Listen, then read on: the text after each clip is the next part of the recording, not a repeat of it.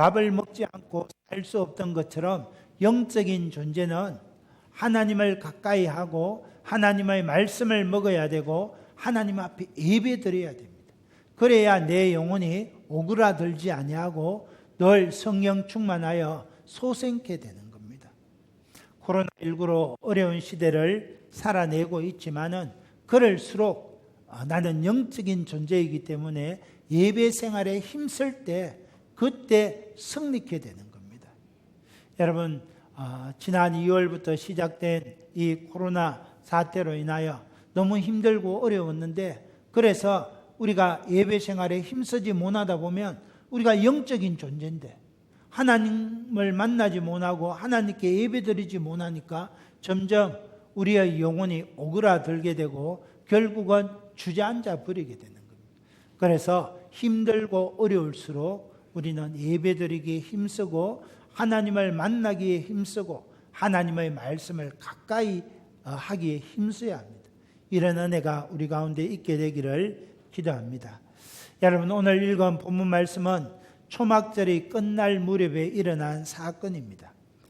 초막절이 막 시작될 때에 유대의 종교 지도자들은 예수님을 잡아 죽이려고 혈안이 되어 있었습니다.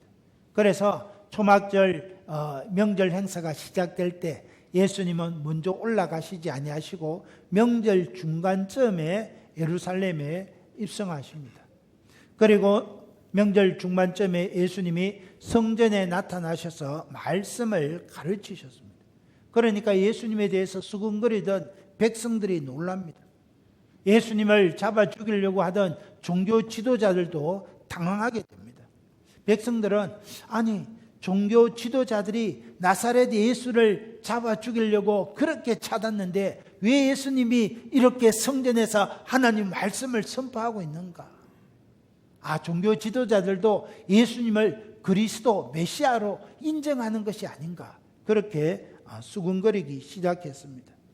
그때 예수님은 자신이 하나님으로부터 왔으며 하나님께로 돌아가야 될 그리스도이심을 선포하십니다. 그리고 목마른 인생들을 초청하십니다. 누구든지 내게로 와서 마시라. 나를 믿는 자는 성경에 이런 것 같이 그 배에서 생수의 강이 흘러나리라. 예수님은 목마른 인생들에게 생수를 주시는 생수의 근원이십니다. 그래서 예수 그리스도를 믿는 사람은 그 누구나 막론하고 그 배에서 생수의 강이 터져나는 겁니다.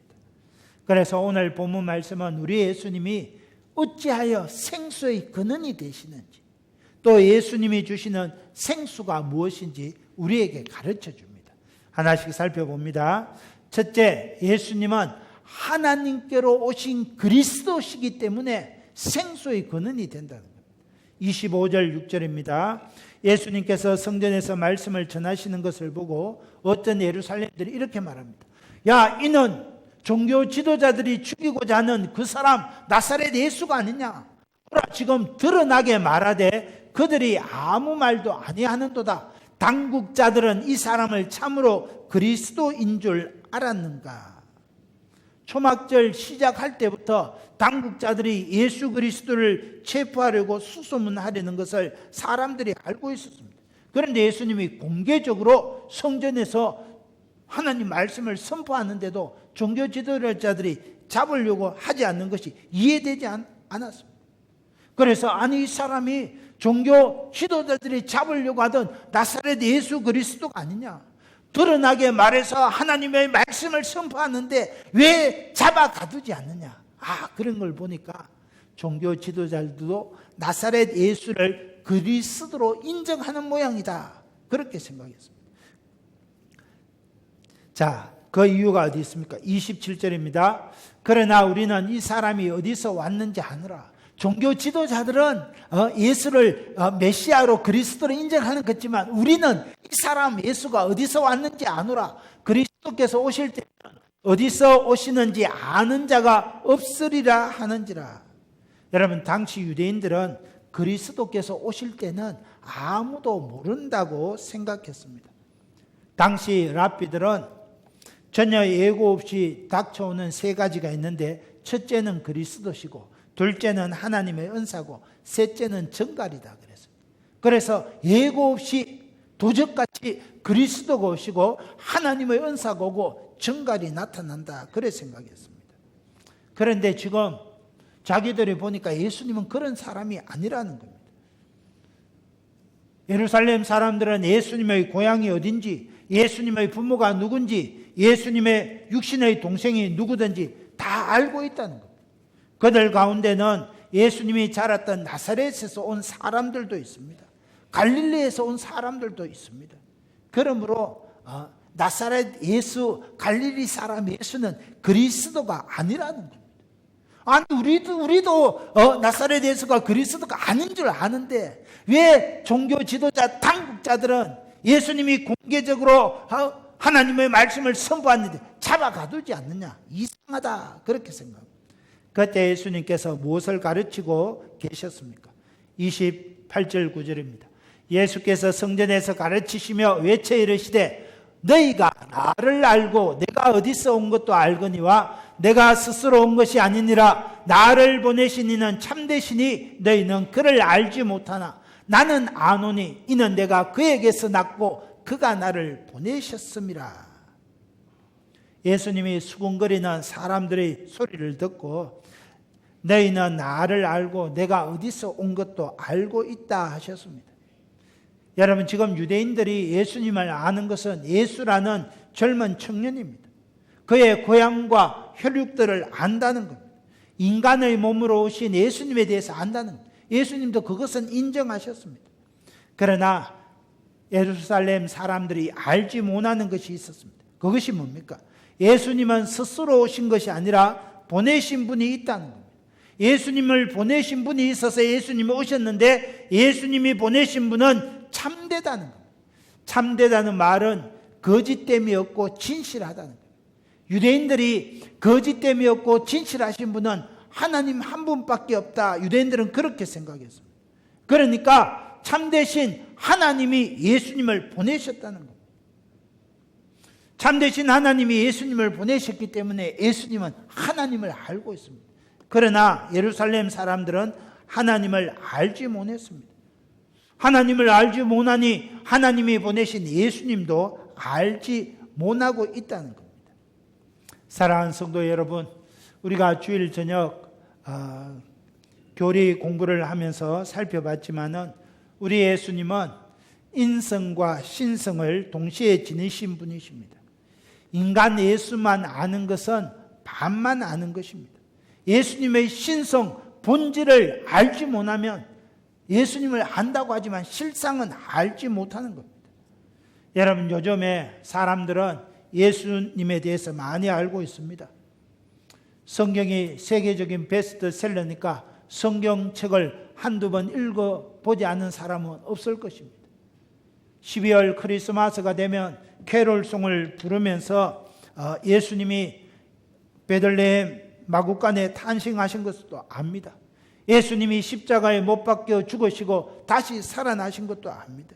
그러나 여러분, 지식적으로 아는 것은 참으로 아는 것이 아니라는 겁니다. 예수님을 알려면 예수님의 신성, 예수님의 본질을 알아야 한다는 겁니다. 예수님의 근본이 무엇입니까? 미가서 5장 2절입니다. 미가서 5장 2절에 베들레헴 에브라다야 너는 유다 족속 중에 작을지라도 이스라엘을 다스릴 자가 내게서 내게로 나올 것이라. 그의 근본은 상고의 영혼에 있느니라. 베들레헴에서 탄생하신 예수님의 근본은 상고의 영혼에 있다는 겁니다. 그러니까 예수님의 기원은 태초에까지 거슬러 올라간다는 겁니다. 십자가에 죽으시고 다시 사신 예수님은 태초에 영원히 살아계시는 전능하신 하나님이시라는 겁니다. 이 사실을 깨달을 때 왜 예수님이 십자가에 죽으셨는지, 왜 부활하셨는지 알 수 있는 것입니다. 사랑하는 성도 여러분, 영원 전부터 태초에 계시던 하나님이신 예수님이 왜 인간의 몸을 입고 이 땅에 오셨습니까? 왜 예수님이 피조물의 자리에까지 낮아지셨습니까? 그것은 성부 하나님께서 그리스도 예수 안에서 저와 여러분을 구원하고자 작정하셨기 때문입니다. 그래서 에베소서 1장 3절 4절에 찬송하리로다 하나님 곧 우리 주 예수 그리스도의 아버지께서 그리스도 예수 안에서 하늘에 속한 모든 신령한 복을 우리에게 주시되 곧 창세전에 그리스도 안에서 우리를 택하사 우리로 사랑 안에서 그 앞에 거룩하고 흠이 없게 하시려고 우리를 택하셨다는 겁니다. 여러분, 창세전에 성부 하나님께서 저와 여러분을 구원하기로 계획하셨습니다. 성부 하나님의 계획하심을 이루기 위해서 하나님이신 우리 예수님께서 피조물된 사람의 몸을 입고 이 땅에 오셔서 우리 대신 십자가에 죽으시고 성경대로 다시 살아나셨다는 거예요.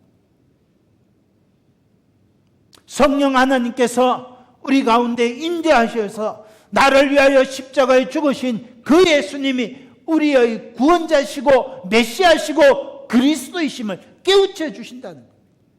그러니까 저와 여러분이 오늘 하나님을 아버지라고 고백하고 거룩한 주일에 이곳에 있게 된 것은 성부 하나님, 성자 예수님, 성령 하나님, 삼위 하나님의 역사라는 것입니다. 여러분, 우리가 이 사실을 믿을 때 우리의 구원이 얼마나 값진 것인지, 우리가 하나님을 믿게 된 것이 얼마나 큰 은혜인지 알 수 있다는 거예요. 여러분, 저와 여러분이 예수님을 믿고 하나님의 자녀가 된 것은 창세전에, 세상이 생기기 전에, 만세전에 하나님께서 계획하셨다는 겁니다. 하나님의 자녀로 계획하시고 저와 여러분을 위해서 우리 주 예수 그리스도께서 십자가에 죽으시고 살아나셨다는 거예요. 성령께서 우리의 마음을 만져주셔서 하나님을 아버지라, 예수님을 우리의 구주라 고백하게 하셨다는 거예요. 여러분, 이 사실을 알면 우리의 믿음이 절대로 흔들리지 않습니다. 여러분, 오늘 얼마나 가짜뉴스가 판을 치고 유언비어가 난무하는 시대입니다. 여러분, 제가 2, 3일 동안 여러분들 많은 성도들의 전화를 받았습니다. 하루는 있는데 때로는 전화가 왔습니다. 목사님, 우리 교회에 온 지 얼마 되지 않은 성도가 전화 왔는데 이번 8.15 광복 집회에 우리 교회에서 40명이 참석했다 하는데 나는 교회 가고 싶은데 우리 아이들이 어떻게 그걸 알고 가지 마라 해서 나 골치 아픕니다. 목사님, 어떻게 해야 돼요? 상담이 왔는데 목사님이 정말입니까? 아닙니다. 40명이 간다면 우리가 대방 알 건데 당에서 허락도 하지 않았는데 어떻게 갑니까? 그건 아닙니다. 그 다음날 또 어떤 분이 전화 왔어요. 목사님, 장영읍의 우체국 앞에 그린빌 아파트에 사는 장영제일교회 목사님이 8.15 광복 집회에 갔다고 하던데 맞습니까? 불안해서 못 가겠습니다. 우체국 앞에 그린빌 아파트 우리 박종찬 목사가 삽니다. 박종찬 목사는 지난 8월 15일 날 교회에 와서 여러분 주보하고 주일 준비했는데 아니 8.15 광복절 광화문 앞에 있었던 게 아니고 교회에서 주일 준비하고 있었습니다. 아닙니다 했습니다. 그 다음날 또 어떤 분이 전화 왔습니다. 목사님, 택시를 타니까 어떤 택시 기사가 창녕제일교회에서 버스 세대 대절해서 광화문에 떼거리로 갔다 왔다는데 어떻게 그런 일이 있습니까? 나 너무 화가 나서 군수한테 내가 창녕제일교회 그대로 둡니까? 따져야 됩니다. 그것도 전화가 왔습니다. 아닙니다. 그래서 제가 이래서는 안 되겠다 해서 군청에 전화를 했습니다. 그 담당자가 우리 교회 교인입니다. 그래, 집사님 이런 이야기 들리던데 목사님 아닙니다. 그거는 유언비어입니다. 가짜뉴스입니다. 여러분, 지금 군청의 공무원들은 지금 그 정보를 다 갖고 있습니다. 여러분, 제가 직장생활 할 때 대학에 우리 포항공대 교정원으로 있었는데 제가 학생과에 가면 학생과 담당하는 학생 담당 선생님이 있습니다. 이 선생님이 하는 일은 늘 총학생회장 만나고 데모 주동하는 사람들 만나서 얘들아 좀 데모하지 마라. 그 정보를 다 알고 있습니다. 늘 거기 학생과에 누가 오나 하면 포항경찰서 정보과 형사 안기부 직원들이 와서 그 동태를 다 살핍니다. 여러분, 우리 장영의 공무원들도 그 정보를 다 갖고 있는 겁니다. 그래 내가 또 전화를 하니까 목사님 절대 아닙니다. 지금 장영에는 30여 명이 참석했는데 그 30여 명이 보건소에서 전부 코로나 검사를 받고 전부 음성으로 판명되었습니다. 장영제일교회는 하나도 없습니다. 그래 내가 그런데 왜 우리 교회 이런 유언비어가 돌아다니고 있습니까? 그러니까 목사님, 사랑제일교회고 우리는 장영제일교회니까 이름이 비슷해서 그런 거 알겠습니까? 여러분, 그럴 수도 있지만은 누군가 교회를 음해할 수도 있다는 겁니다. 여러분, 이럴 때 정신 잘 차려야 됩니다. 시절이 하수상하고 어려운 시절일수록 우리 성도들은 한 마음 한 뜻이 되어야 된다는 겁니다. 하나님의 몸된 교회를 허물려고 하는 담을 넣는 여우 같은 그런 가짜뉴스 유언비어들이 설치고 있다는 겁니다. 이럴 때 여러분, 함부로 부하내동하면 안 됩니다. 어디 함부로 쫓아다니면 안 됩니다. 항상 당회의 지도를 받아야 되고. 여러분, 사람이 살다 보면 100% 그렇게 다 마음에 들 수 있겠습니까? 교회 생활을 하다 보면 마음에 들지 않을 때도 있고 비판할 때도 있지 않겠습니까?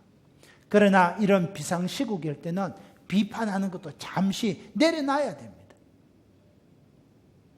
하나님을 중심으로, 하나님께서 세워주신 교회의 지도자들을 중심으로 대동단결하여 한마음 한뜻이 되어야 이 위기를 이겨낼 수 있다는 겁니다. 여러분, 교회에서 우리 이렇게 수백 명이 있는데 300명 교인이 전부 지팔 헌대기 다 하면 여러분 누가 좋아하겠습니까? 사단이 뒤에서 그래 잘하고 있다, 너희끼리 치고받고 째져라, 그러다 너 쫄딱 망한다, 이 사단이 노리는 겁니다. 그래서 이런 시기에는 우리가 한마음 한뜻이 되어야 됩니다. 좀 내 마음이 불편하더라도 내려놓고 이 시기에는 기도하고 하나님의 뜻을 쫓아야 된다. 성부 하나님께서 만세전에 우리를 구원하기로 특정하시고, 성자 예수님이 날 위하여 십자가에 죽어주시고, 성령 하나님이 깨닫게 해주셔서 하나님의 자녀가 되었다는 이 사실을 생각하면 구원의 확신이 흔들리지 않는 것처럼, 저와 여러분이 비상시국일수록 하나님 앞에서 한마음 한뜻이 되어야 됩니다. 부하내동하지 말고 경거망동하지 말아야 됩니다. 우리에게 이런 믿음이 있게 되기를 예수님의 이름으로 축원합니다. 두 번째, 우리 예수님은 하나님께로 돌아가신 그리스도이시기 때문에 생수의 근원이라는 겁니다. 31절입니다. 예수님을 잡으려고 하는 사람도 있었지만은 그 중에 예수님을 믿는 사람들도 많아졌습니다. 예수님을 믿는 사람이 말합니다. 그리스도께서 오실지라도 그 행하실 표적이 이 사람이 행한 것보다 더 많으랴. 그리스도께서 오신다 해도 나사렛 예수가 행하신 이 표적보다 더 많겠느냐? 나사렛 예수가 그리스도시다. 그렇게 이야기하는 겁니다. 그러면서 백성들의 여론이 예수님께로 몰리자 당국자들의 마음이 다급해집니다. 그래서 아래 사람들, 오늘날로 말하면 성전을 지키는 성전 경찰들을 파견해서 예수님을 체포하라 명령합니다. 그때 예수님이 어떤 말씀을 전하고 계십니까? 33절 4절입니다. 예수께서 이르시되 내가 너희와 함께 조금 더 있다가 나를 보내신 이에게로 돌아가겠노라. 너희가 나를 찾아도 만나지 못할 터이요 나 있는 곳에 오지도 못하리라. 예수님은 조금 더 있다가 보내시니 성부 하나님께 돌아갈 것입니다. 이 땅에서 사역의 시간이 얼마 남지 않은 것을 아셨습니다. 예수님이 돌아가시는 그때는 사람들이 예수님을 찾아도 만날 수 없고 예수님이 계시는 곳에 갈 수도 없습니다. 여러분, 예수님께서 보내신 이에게로 돌아간다 이 말이 무엇을 의미합니까? 예수님께서 저와 여러분의 죄를 위하여 죽으시고 부활 승천하셔서 하나님께로 돌아가신다는 것입니다. 여러분, 예수님께서 돌아가셔야 보혜사 성령을 우리에게 보내주시는 것입니다. 예수님께서 그들을 떠나가신다 하니까 무리들이 수군거립니다. 35절 6절입니다. 이에 유대인들이 서로 묻되 이 사람이 어디로 가기에 우리가 그를 만나지 못하리요? 헬라인 중에 흩어져 사는 자들에게로 가서 헬라인을 가르칠 것인가? 나를 찾아도 만나지 못할 때요 나 있는 곳에 오지도 못하리라 한 이 말이 무슨 말이냐? 예수님이 그러니까 아니 저 나사렛 예수가 무슨 말을 하는 거야? 도대체 어디로 간다는 거야? 디아스포라 유대인들에게 헬라인에게 가서 말씀을 전할 모양이다. 그렇게 생각했습니다. 여러분 당시 유대인들은 예루살렘에 이스라엘에 살지 아니하고 흩어져 사는 디아스포라 유대인들을 멸시했습니다. 이방인 헬라인들을 경멸했습니다. 그래서 나사렛 예수가 디아스포라 유대인들에게 헬라인들에게 가서 말씀을 전하려는 것보다 이 말은 예수님을 경멸하는 일입니다. 사랑하는 성도 여러분, 구원자로 오신 예수님을 찾아도 만나지 못하고 예수님이 계시는 곳에 갈 수 없다. 그게 무슨 뜻입니까? 예수님이 계시는 곳은 하늘나라 천국입니다. 예수님이 계시는 곳에 가지 못한다는 것은 천국까지 못하고 지옥 간다는 겁니다. 예수님을 만나야 죄사함을 받고 하늘나라 백성이 되는데 예수님을 찾아도 만나도 믿지도 않는다면 지옥 간다는 겁니다. 이처럼 무서운 말입니다. 만날 수 있을 때에 만나야 되고 예수님을 믿을 만할 때에 믿어야 한다는 겁니다. 예수님은 조금 더 있다가 자기를 보내신 하나님께로 돌아가겠다. 요한복음 16장 28절에 이렇게 말씀합니다. 내가 아버지에게서 나와 세상에 왔고 다시 세상을 떠나 아버지께로 가노라. 예수님이 생수의 근원이시는 것은 성부 하나님으로부터 왔다가 성부 하나님께로 돌아가시는 삼위 하나님이시기 때문에 예수님이 주시는 생수가 우리를 자유케 한다는 것입니다. 예수님은 떠나신다 이 말을 듣고 고민하는 제자들에게 이렇게 말씀하십니다. 요한복음 16장 7절에 그러나 내가 너희에게 실상을 말하노니 얘들아 내가 떠나가는 것이 너희에게 유익하다. 내가 떠나가지 아니하면 보혜사가 너희에게로 오시지 아니할 것이요 가면 내가 그를 너희에게로 보내리니. 여러분 예수님이 부활 승천하실 때 보혜사 성령께서 우리에게 오시고 그 성령께서 영원토록 우리와 함께 하시는 겁니다. 지금 저와 여러분의 심령 가운데 성령님이 계시는 것입니다. 성령님께서 함께 하시기 때문에 코로나19로 어려운 시대를 살아가지만은 흔들리지 아니하고 이 또한 지나가게 되고 우리는 승리케 된다는 겁니다. 흔들릴 필요가 없습니다. 성부 하나님께서 만세전에 저와 여러분을 택정하시고 성자 예수님이 날 위하여 죽으시고 성령 하나님께서 깨닫게 하시고 영원토록 만세토록 나와 함께 하신다는 거예요. 우리가 이 사실을 믿으면 흔들리지 않습니다. 코로나19로 힘들다 하지만 여러분 코로나19로 힘든 것보다 더 어려운 시대도 얼마나 많았습니까? 다 이겨냈습니다. 다 승리했습니다. 흔들릴 필요가 없습니다.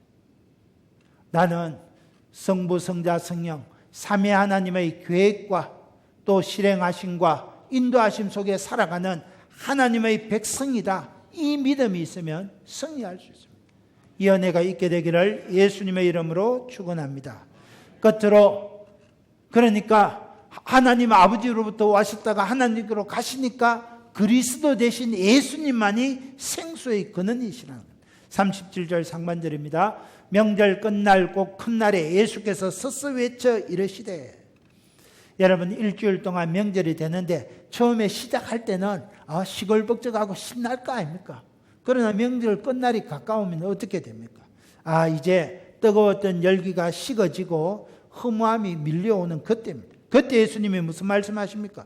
37절 하반절 38절입니다. 중요한 말씀인데 같이 읽을까요? 시작.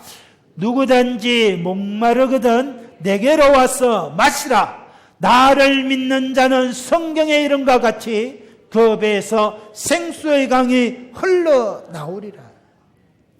여러분 초막절 기간에는 매일 아침마다 제사장이 금 주전자를 가지고 가서 실로암 목가에서 금 주전자에 물을 담아와서 제단에 이렇게 물을 붓는 행사가 있었습니다.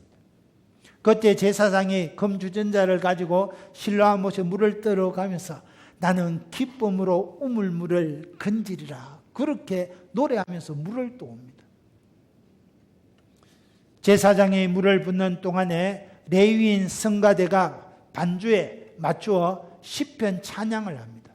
주로 시편 113편, 118편을 부르는데 내용은 여호와께 감사하라, 여호와께 감사하라, 주님 나를 구원하소서, 이런 노래입니다.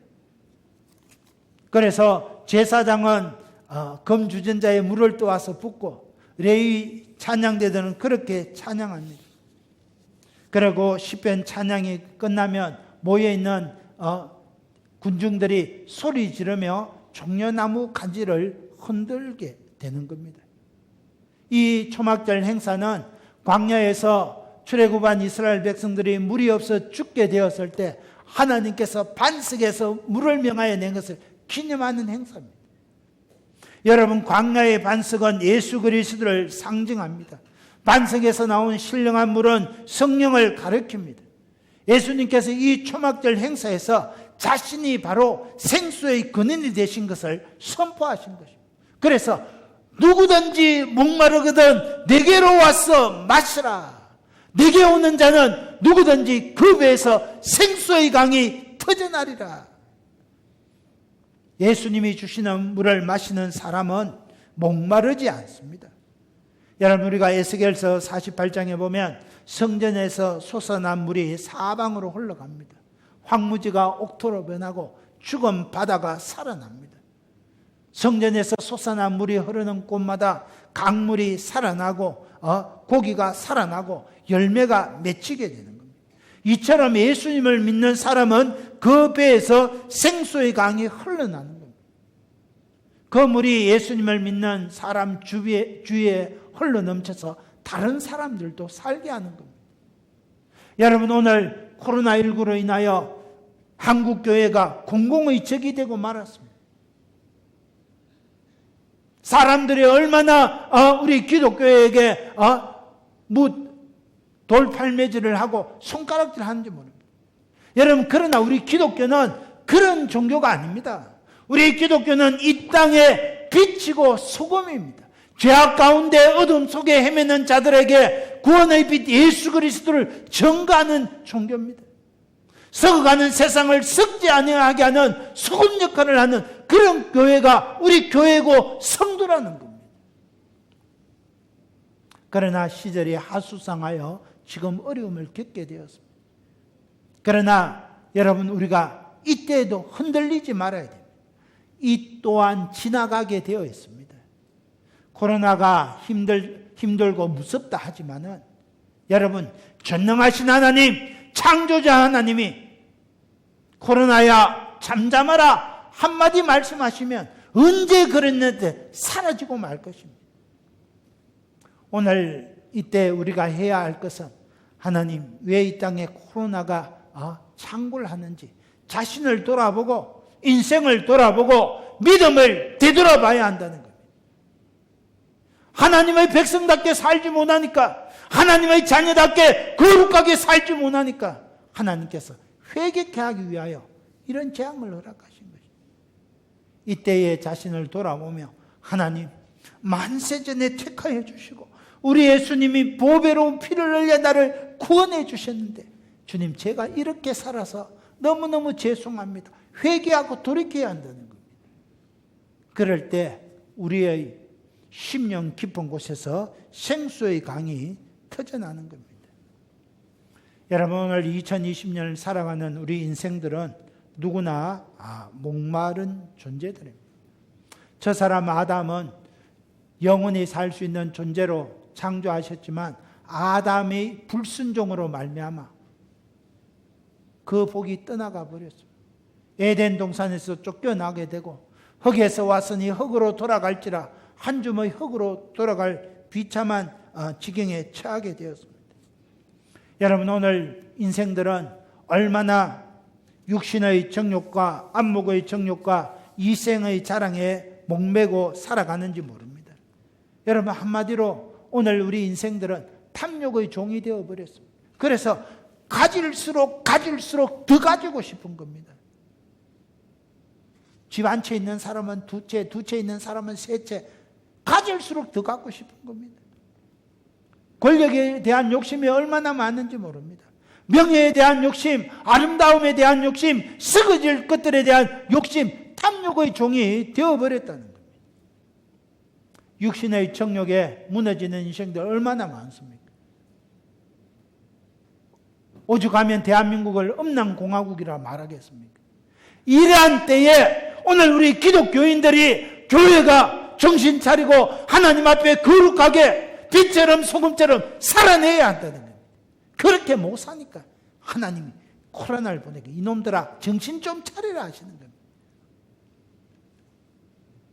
정부를 탓하기 전에, 여러 단체들을 탓하기 전에 하나님 앞에 바로 살지 못한, 성도답게 살지 못한, 만세전에 나를 특정하신 영원하신 하나님의 말씀대로 살지 못한 내 자신을 돌아보고 회개하고 돌이켜야 한다. 그러면 하나님께서 회복시켜 주시는 겁니다.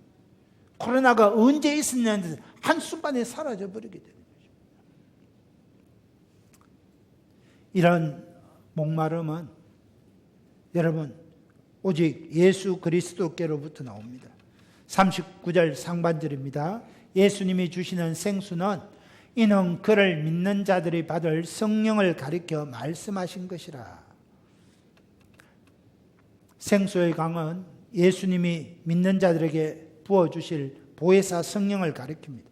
이사야 44장 3절 4절에 나는 목마른 자에게 물을 주며 마른 땅에 시내가 흐르게 하며 나의 영을 내 자손에게 나의 복을 내 후손에게 부어주리니 그들이 풀 가운데 솟아나기를 시냇가에 버들같이 할 것이라 그랬습니다. 사도행전 2장 17절에도 말세에 내가 내 영을 모든 육체에 부어주리니 너희 자녀들은 예언할 것이요 너희 젊은이들은 환상을 보고 너희 늙은이들은 꿈을 꾸리라 그랬습니다. 성령이 임하게 되시면 자녀들이나 젊은이나 늙은이들이나 영혼의 참 만족을 누리고 참 행복한 삶을 살게 된다는 거예요. 성령 충만하게 되면 더 이상 욕심내지 않습니다. 탐욕의 종이 되지 않습니다. 명예의 종이 되지 않습니다. 음란의 정욕의 종이 되지 않습니다. 오늘 이 시대에 우리에게 필요한 것은 누구든지 목마르거든 내게로 와서 생수를 마시라. 우리 예수님이 주시는 성령의 충만한 은혜가 필요하다. 성령의 충만한 은혜가 있으면 이 어려운 때에 넉넉하게 이겨낼 수 있습니다. 넉넉하게 승리할 수 있습니다.